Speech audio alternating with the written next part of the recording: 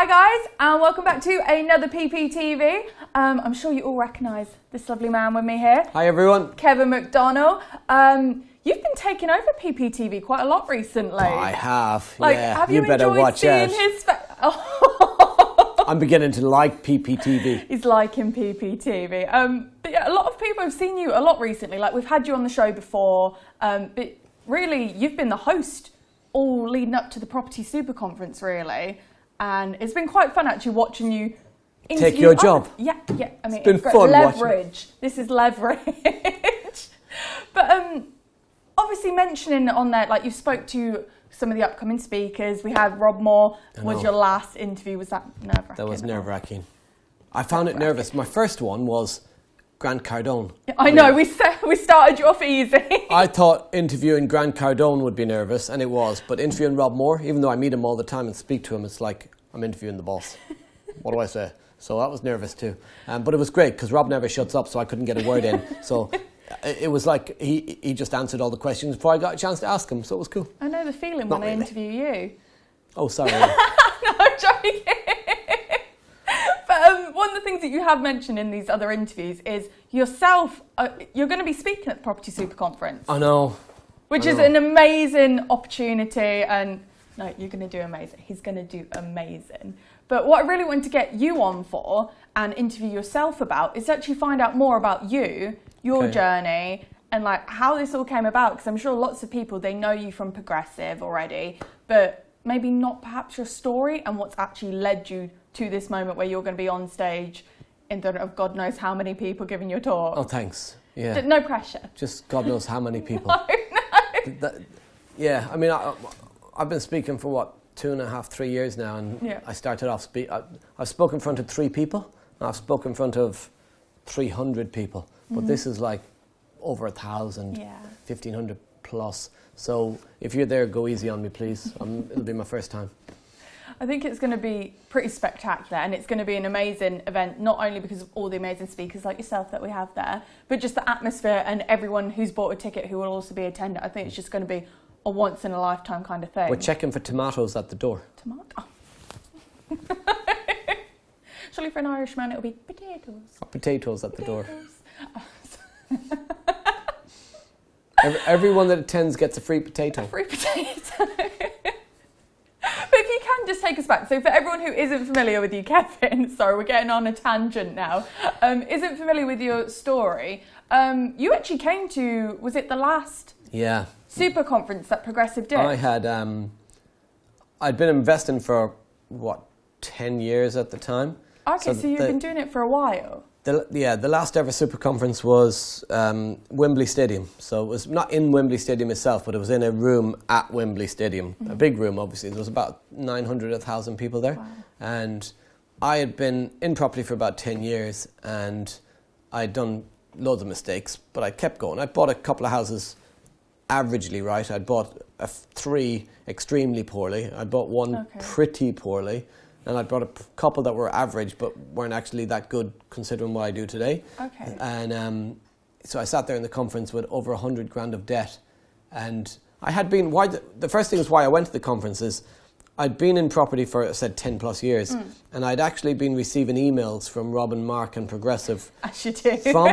From the beginning, because when I was in property for so long, it's weird how people get your email addresses and stuff. I still think, how do they get my address? But I was going to other events and attending stuff, mainly just free events, different stuff. And I guess they got hold of my email address somewhere. I've given somebody a business card, they've passed it on. And I started receiving emails from them. And I just read the emails, deleted a lot of them, read the odd one. And the emails tend to grow over time. There was less at the start. But I'd seen them go from nothing. I remember one email, Rob sent a picture and he was literally he had a big screen like this behind him, but it was just like a TV screen. It wasn't anywhere near the size of this. It was just one of these TVs in an office that was in a 2-bed house that he was... I know the picture that you're on about. Yeah, the first and he had like big computer screens. Yeah. I still keep that picture because it reminds me of where Rob and Marc started. So I actually have that picture. And I watched them grow from there to these offices that they're now in, that they had in 2013. And I'm not sure if they had both buildings then, but they had, because there's two buildings here, but they had this building at the time. And I'd never actually been here, but I'd seen pictures and I'd seen all the emails, and I'd started to see people that I had met at property events that I knew weren't doing well, and I'd seen them suddenly start to do well. And I thought, well, this is a huge event. I'm going to attend. But can I be honest with you? Do you know why I actually attended? Because I had got emails about the 2012 superconference, the 2011 superconference, the 2010 superconference. You didn't go to those Didn't go to them. No. The only reason I actually really went to the 2013 superconference is because I wanted to go to Wembley Stadium. That's the reason I went. But that's fine. That's I'd never you being been. honest. Yeah, I'd never been to a football match. I'd never been to Wembley. And I thought, well, this is an opportunity to go to Wembley Stadium and to see what these boys are all about. So I went there. I sat in the audience, right at the back. So not exactly back row, but I was about 4 rows from the back. And I could hardly even see the stage.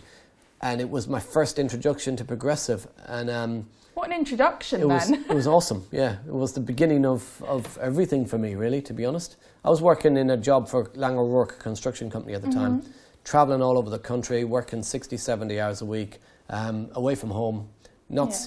I just met my girlfriend at the time, wasn't seeing her very often because I was travelling everywhere, and I knew I needed to change something. So the conference gave me a boost, mainly not even the speakers. The speakers were brilliant, don't get me wrong, but sometimes people think that they're going there for the speakers, but actually it's the people you meet. Yeah. And it was all the other people I met in the room. And there was one specific guy I'll never forget, and he was Kamdev Ad. So Cam, if you're watching, hi. You're the reason I'm kind of here, in a way, because I met Kamdev Ad in 2009, and we were in a training event we attended, and both of us were sitting next to each other, and he was in massive debt. I was in massive debt. Yeah. And I had done some other property trainings. They hadn't really worked for me. I'd been to this training. It didn't really work. And myself and Cam left. And we didn't really keep in touch, because some people you don't keep in touch with, but that you've sat next to at events and stuff. Yeah. But I stopped doing stuff, went back in my job and didn't really do anything for the next 4 or 5 years. Wow. And Cam had gone to progressive, but I didn't know. Okay. And at the super conference in 2013, when I'm sitting in the room, Rob Moore brought some of his most successful VIP students up on stage, and Kamdev Ad is up on stage. And I'm sitting there going, I've just wasted another 4 years. Yeah. I know this guy that was sitting next to me 4 years ago was in huge debt, and now look at him up on that stage, financially free, multi-million-pound portfolio. And it was kind of like another, it was a bit of a kick in the teeth a little bit, that I'd done nothing, but also a kick in the ass at the same time to actually do something. And sometimes you need a kick in the teeth and a kick in the ass to get you to do the right thing to do. Yeah. And so I started coming to progressive. I attended some events in Peterborough, and I ended up becoming a speaker. I was going to say, was that ever a goal of yours? Not a bit, no. I didn't plan on, even networking, I hated networking. I didn't really do much networking. I don't know if it was that I hated networking, because people that meet me today think you hated networking, right? Like, because I like to talk and stuff, but it's almost a learned skill. Yeah. I'm not that comfortable in public outside of property, because I know the subject and I talk the subject and I'm passionate about the subject. But I'm passionate about it because it changed my life. But if somebody met me down the pub and wanted to talk to me about music or something else, film or something like that, I wouldn't know where to start. So it's talking about what you're passionate about. Yeah. So I don't think I ever wanted to be a speaker. I could never imagine myself standing on stage speaking. That wasn't my reason. I wanted to get out of my job. But it just happened. It's weird. Almost like a natural progression. Yeah, I guess it's, and I didn't hate networking or speaking, but what I hated was people asking me how I was doing, because, and I'd always not go to an event, I'd always make an excuse, because when people had asked me how I was doing, and I didn't want to share that I was bought the wrong properties in the wrong areas, lost money. All the real stuff that actually all happened. The real stuff that property, happened. Yeah. So I stayed at home, and the thing is, now I actually share the mistakes I made from stage, and it's interesting is when you share, and anyone listening who's made mistakes, when I kept it inside me, and I kept it inside for years, it held me back and it took me down.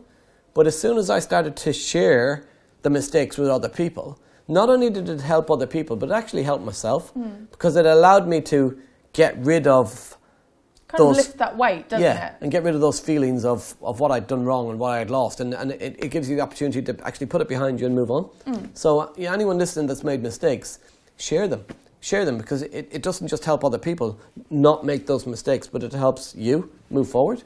Because I guess you're not holding on to that, seeing it as a negative. You're kind of using it for a positive. You're sharing and helping others in that way. Yeah. So the super conference was the start for me, and 6 years later, there's never been another one since, which was strange because that was the last. I had so many chances to go to one, and I waited till 2013. Yeah. And there's not been one since. So there's been lots of other stuff that Progressive have done, but not a super conference. It's crazy to think that you almost missed that chance. I almost missed a chance, and I know that if it hadn't been at Wembley Stadium, I wouldn't have gone. I really wouldn't. I'd have stayed at home. It was just Wembley Stadium, and that means that I'd probably still be in my job because I'd never have come here. And I know that because I had thousands of emails from Progressive and not come here, and I just thought I've done all this training stuff. It doesn't work, etc. But actually, it's not that it didn't work. Some the trainings I did were good, but part of the problem was it wasn't the trainings; it was the support. Yeah. And the thing about Progressive is the support's there. And I've done trainings with people that you don't know who the owner of the company is. But like Progressive, you've got Rob Moore, you've got Marc, you see them all the time. Rob's constantly giving content online all the time. And it just drives you to keep going. When you see somebody like that, even though they're super successful, still continuing to drive themselves. Always. Yeah, and drive themselves forward. You think that just gives you a belief in yourself at the same time. And the other trainings I'd done, it wasn't that they weren't good. Part of it was that there was no structure and support after the training. But secondly, it was that my mindset wasn't right.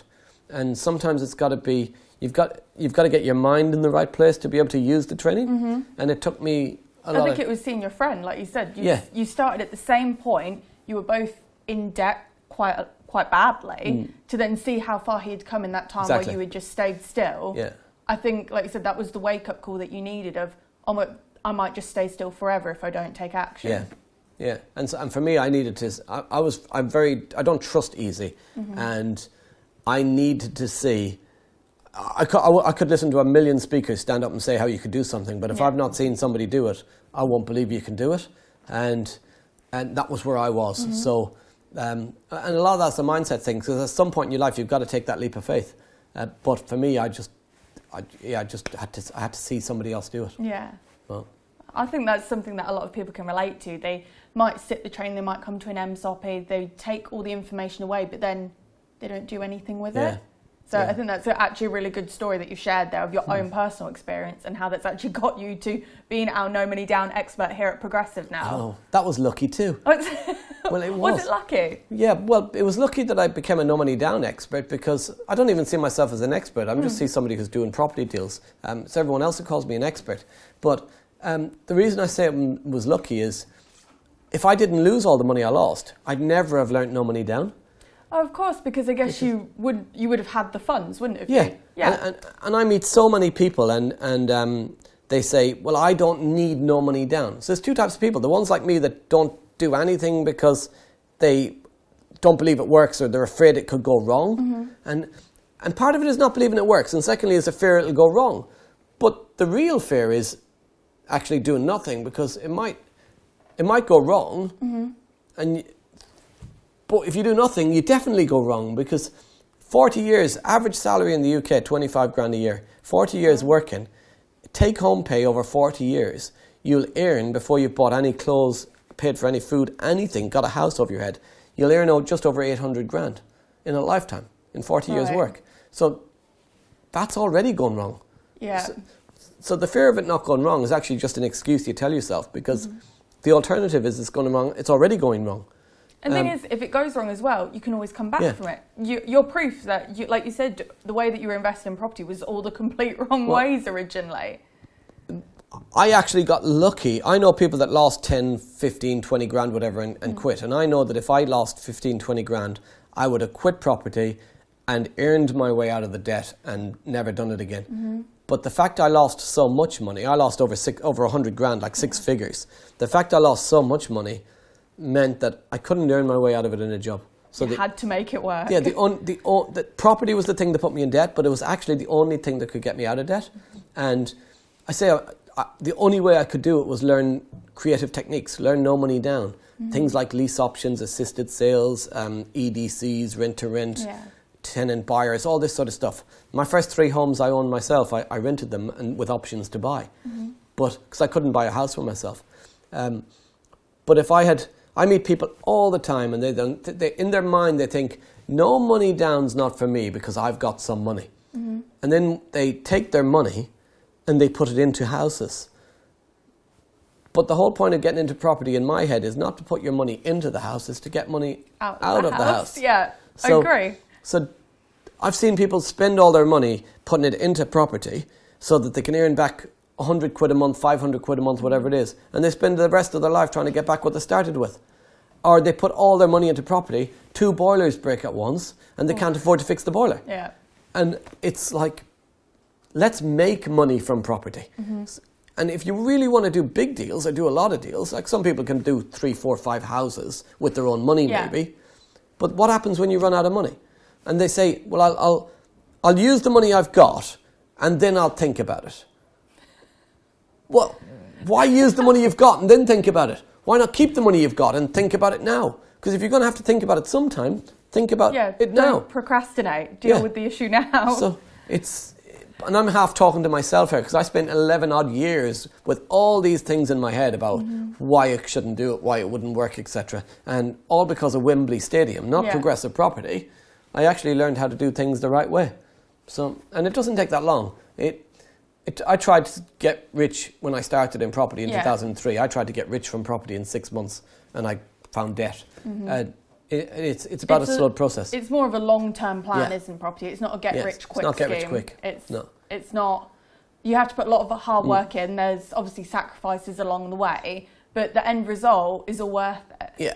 Do you have much more time with your family now? That was one of your biggest whys. Yeah, a lot more time. I shared with Beth just before we come on. I took a picture yesterday and I posted it on social media of my son mowing the lawn with a fake lawnmower where I was at home, and I stuck it on social media. And then I got a message back from my wife. She screenshot the picture. If you're listening, Linda, I'm sharing this. She screenshot the picture and she sent it to me in a text message. And she said, "Can I check my phone? Yeah, of course, I need the exact wording." So she screenshot the picture. Where are you? And she sent it back to me with the picture of my son in the garden, and she goes, question mark, question mark, question mark, question mark. More like mummy teaching him, daddy just good at camera use.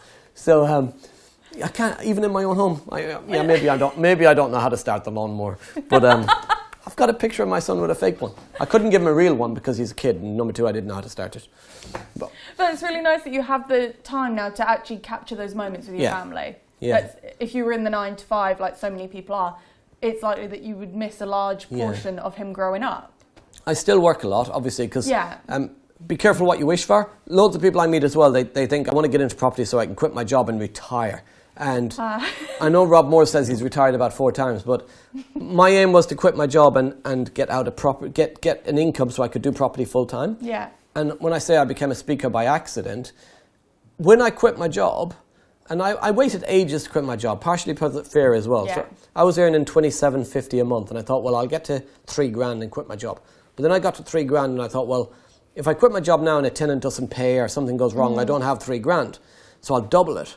So I thought I'll get to $6,000 and I'll quit my job. Yeah. So I got to $6,000 a month, but it didn't actually take me any more time. It took me time in terms to get there, but it didn't actually take me any more time in the week than it took me to get to $3,000. So I thought, well, I'll stay in my job because a job and $6,000 a month is nice income, and I had huge debt to pay back. Yeah. So I waited till I got to about $10,000 a month, and then I went 3 days a week because I still had the fear of if I kind of had the fear of if I quit, it'll all go wrong, and I had to try and prove to myself that it wouldn't.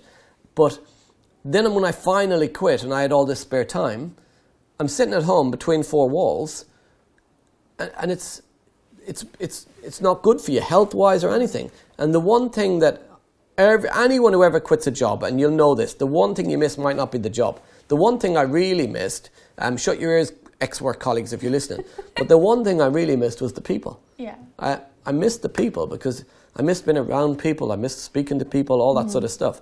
And speaking allowed me to meet people.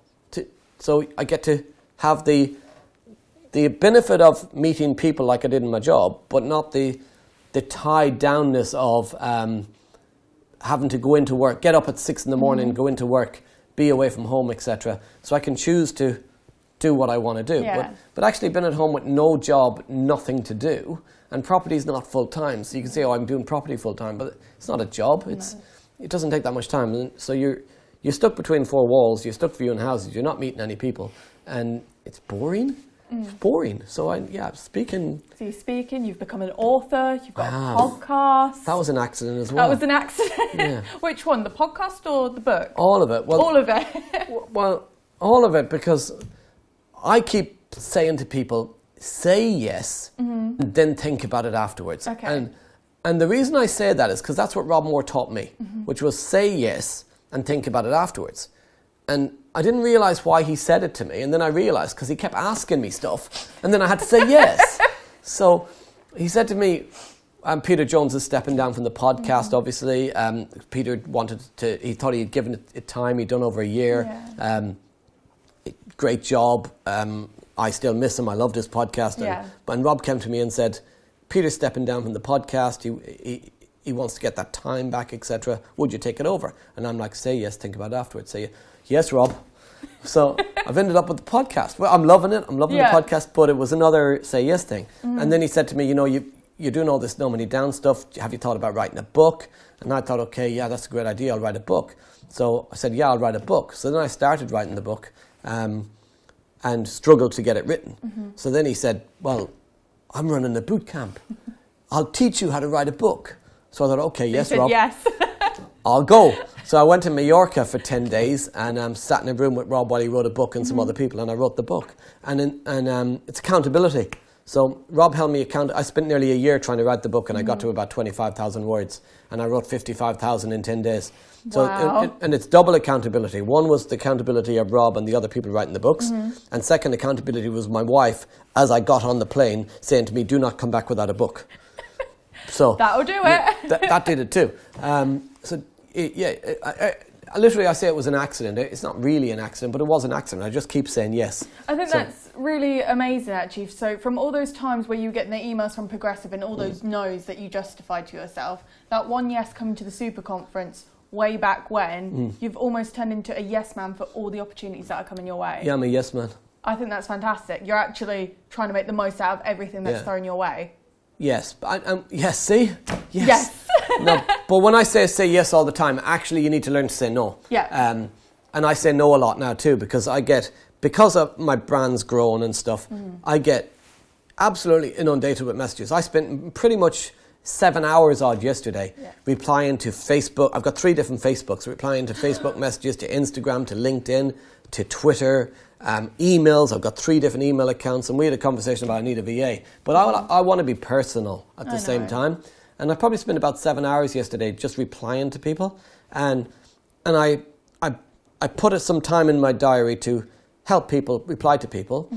But I can't do that all the time, because actually that's nearly a full-time job. Yes. And quite often you get people that will message you constantly wanting advice. Can you review this deal? Can you do this? And for my No Money Down students, I give them my time, and I do. But I get a lot of people who don't want to commit to learning the strategy, but they want me to teach it to them over email or over text message. Yeah. And I'll give 1 or 2 answers, but there's a point where you have to learn to say no as well. And then they say, oh, he didn't reply to me, he said no, he's too big now and whatever. It's just, no, it's because I've only got so much time, and I need time with my kids, and I need time with my wife, and I need time to give content like this. So I give a certain amount of time every week for free to help people, support people, but at the same time I've got my own businesses to run. I've got 10 companies now. I mean, 4 years ago I didn't have any. I've got 10 companies, some of them were different JV partners. I've opened up my own lettings business. Couldn't imagine doing that years ago. I don't even want to do it. I just need to do it. Yeah. So I don't run it myself. I JV on pretty much everything. So time's an issue, but I do try and give as much free time as possible. Obviously, Rob said, come speak at the superconference. That's definitely yes.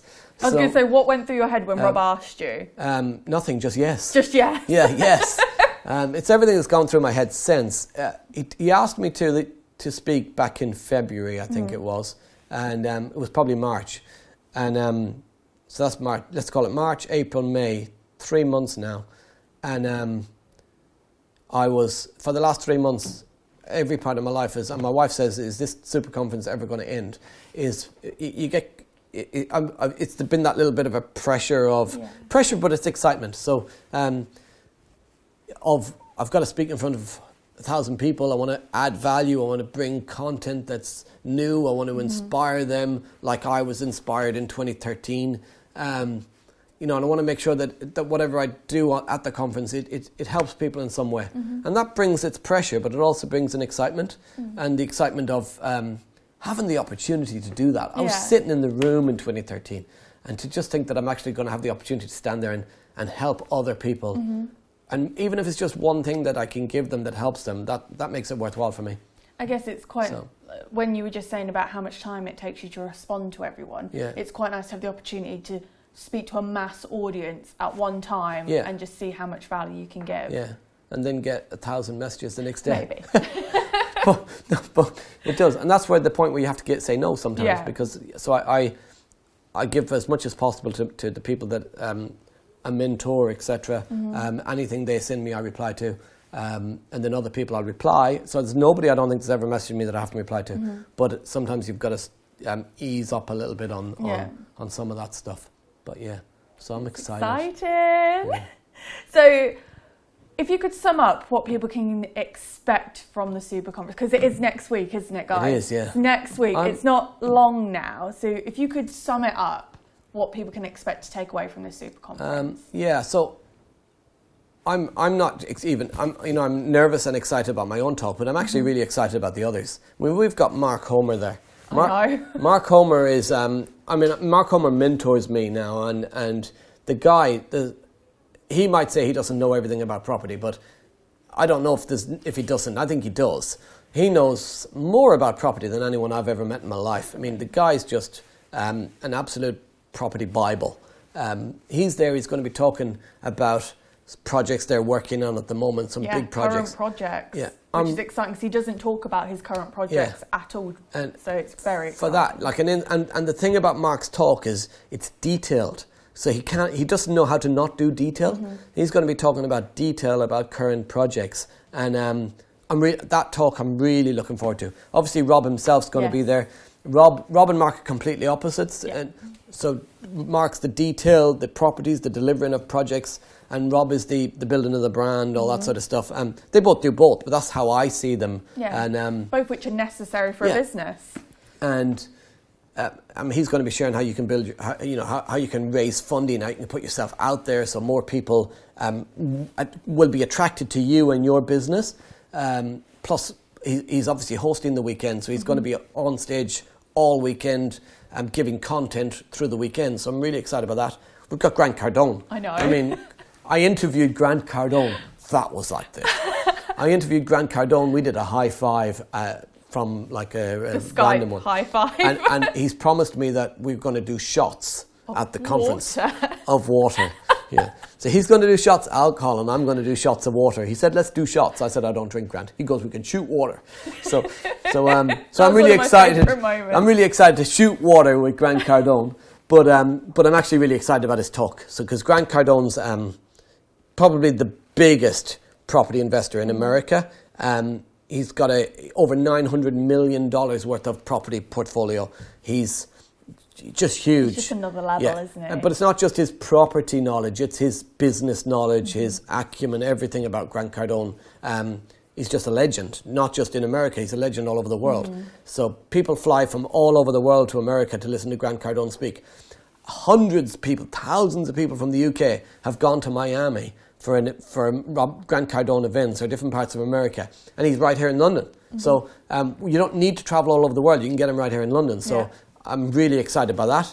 there's obviously all the other speakers. I mean, my good friend David Siegler is speaking. Can't not mention David. So David's going to be there. He's going to be sharing some new cutting-edge strategies on deal packaging.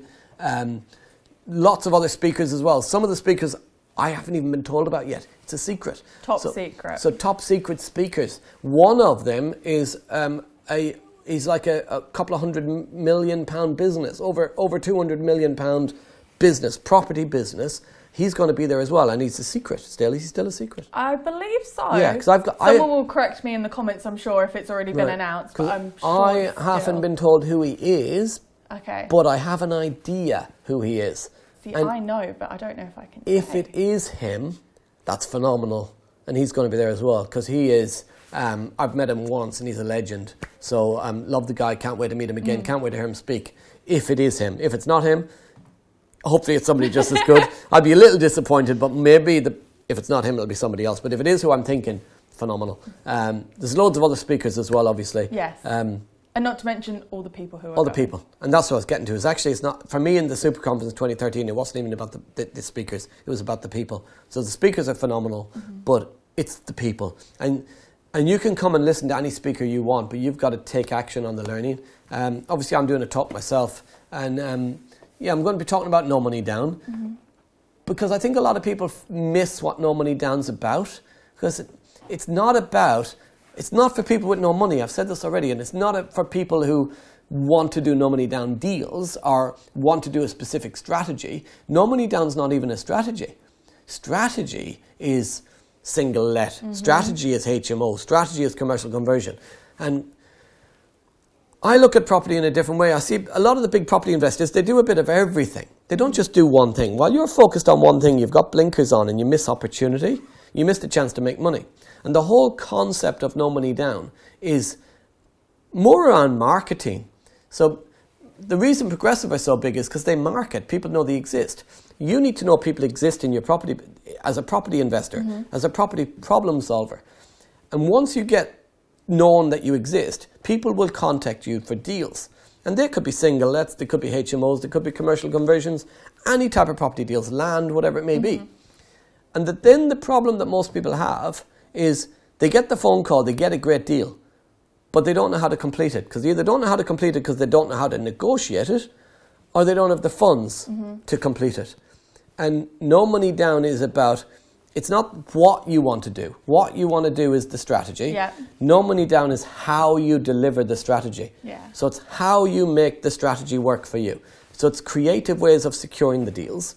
It's about raising JV funding. And lots of people say to me, No Money Down is joint venture finance. It is not joint venture finance. Joint venture finance is one No Money Down strategy. Other people's money. It's one strategy. You don't need a JV partner to do property deals. The money is actually in the house. The money is in the bricks and mortar of the property. You're missing where the money is. And one of the main concepts of No Money Down, and one of the reasons why people struggle, is money doesn't actually exist. And think, yeah, it does. But it doesn't, because if you've ever bought a house, if you're listening today and you've ever bought a house, I bet you right now that you never counted the cash for the purchase of that house, physically held the money and handed it over to the person who bought the house. If you did, come see me. But you didn't. The money doesn't exist. I know people that buy a house. They go to Halifax for a mortgage. They take out a mortgage with Halifax. They purchase, for instance, your house, Beth. And you had a mortgage with Halifax, so you paid the money that you've just received back to Halifax. Except you didn't even receive the money to pay it back. The money went from Halifax bank screen to your solicitor's screen to another solicitor's screen and back into Halifax's account. And you lost your house and I got a house. But none of us seen any money. No. So No Money Down is about being creative around around that process and getting property deals using very little of your own money, if not none of your own money. So you can do it no money, none of your own money, or other people's money. So there's different ways, or very little money. Yeah, so you can tell I'm passionate about it. I had a bit of a rant there, but it's because people miss the concept. They don't understand what it's about. So at the Super Conference, I'm going to be sharing with you some No Money Down strategies and showing you why they're important to you. Because I see people struggling to build their portfolios because they're focused on the money they have in their pocket. You've got to stop focusing on the money you have in your pocket. And they're doing all this stuff and they're trying to create passive income. There's only one way to do passive income, and that's no money down. Any other strategy is earned income. You're exchanging your time to do something to get paid. Yeah. And then you've got to exchange more time to get paid again. There's always an exchange of value there, isn't there? But no money down, you get passive income without ever having to pay to get the income or pay out of your own pocket to get the income. I'm passionate about it because it's completely changed my life. That's fantastic. But not my life, loads of people's lives. I think that was a very good summary you gave there of no money down, because I think a lot of people listening, especially if they're new to property investing, wouldn't actually understand what the no money down concept is. So I think that's actually really good. Loads that of you people just kind of miss summed it up top line there, and definitely a reason to make sure you're there for Kevin's talk as well, because I think you are so passionate about it. You do go into so much detail, and I think it's something that people really need to hear about. Thank you. That's all right. But you've been absolutely fantastic today, Kevin. Thank you. Well, how does it feel being a guest again instead of a host? It's easier being a guest. Easier being a guest. Because I can just rant on. As a host, I've got to worry about making sure I ask questions that are relevant and all that stuff. I like being a guest. Can I be a guest every week? You can be a guest. Oh, not every week. Oh. As often as you like. Could you host the Progressive Property Podcast and interview someone else? Yes. That doesn't work either, does it? That's kind of a bit of inception. We'll discuss. That's fine. But no, thank you for coming in today, Kevin. And I hope all of you guys listening have really enjoyed this episode of PPTV. I can't wait till next week for the Property Superconference. It's only a week away. It's a week away. It's going to be absolutely amazing. So, can I share one more thing? Go ahead. So if my wife's listening, because obviously I need to check my phone now, because my wife is expecting our second child. Right? She's expecting our second child on the 12th of June, the 12th of June. Our first child, so our son, he arrived 5 days early. Now, 12th of June, 5 days early is the 7th of June. That's the first day of the superconference, the 7th of June. So I'm trying to convince her at the moment. If some people could post under this in social media and stuff, I'm trying to convince her to come to the conference. So I make sure I'm there for the birth, which I need to be there for. And I'm thinking, well, if she comes to the conference and she goes into labour while she's there, we could do it on stage. So, post below. Let me know what you think. Live in the room. Live birth of if there's any doctors listening, you haven't got your ticket yet, I need you. Is it David Siegler's daughter? David Siegler is not going anywhere near my wife. No, his daughter. Anyway, we digress. I love all the tangents that Kevin throws my way. It's just how my mind works. That's brilliant. Right, yes. Thank you for coming in today, Kevin. I can't wait to see all you guys at the Property Superconference next week, 7th and 8th of June. And it's just going to be an amazing experience for everyone involved. And my wife's going to kill me for this if she's listening, and I hope she doesn't watch it. Maybe she is watching it. I'm really sorry. And on that note, guys, I'll bring you home some flowers. Till next time. Goodbye. See you, everyone. How's that? I love it. Absolutely love it. Thanks for watching the video. I hope you found it useful. And don't forget, if you haven't already subscribed to the Progressive Property YouTube channel, make sure you subscribe, as there'll be lots more content every week on there. And hopefully I'll get to see you soon.